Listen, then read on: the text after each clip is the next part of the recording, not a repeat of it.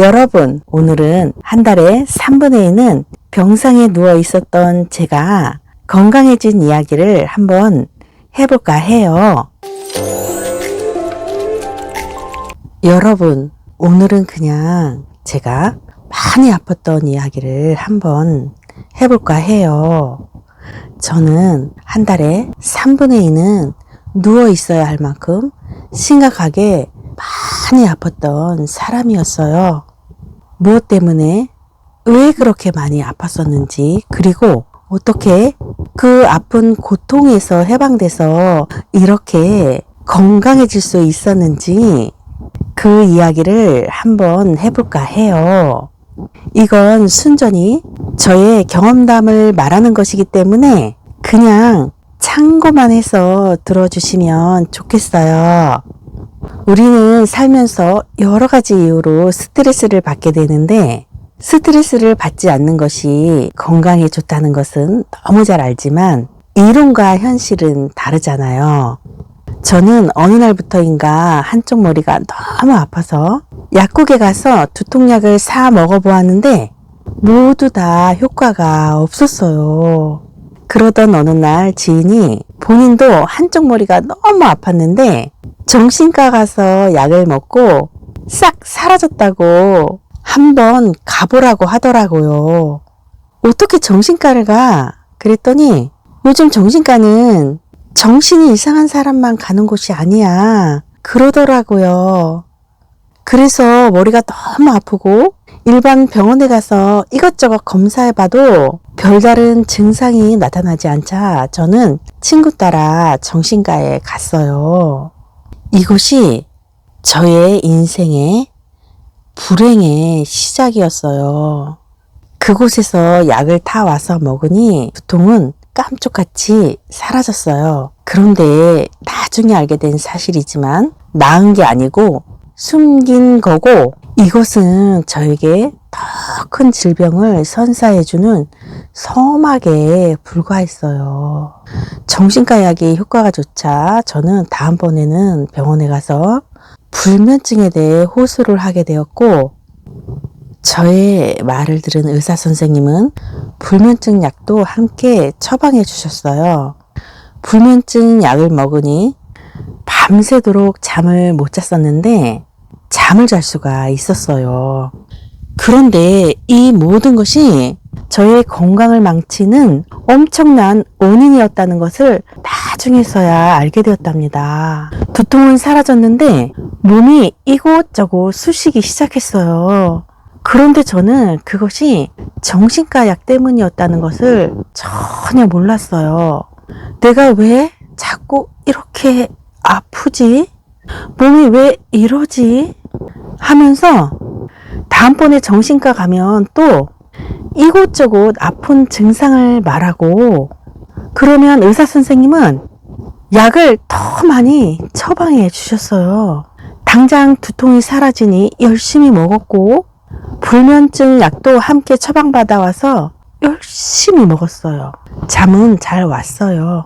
그러던 어느 날부터인가 몸이 힘이 없고 기운이 없어지기 시작하더라고요.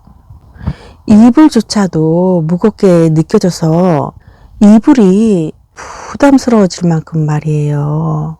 몸이 힘이 없고 기운이 없어지니 자꾸 눕게 되고 하루하루가 감기 몸살 걸린 것처럼 삭신이 쑤시고 온몸이 천근만근 무거워서 일어설 기운도 없었어요.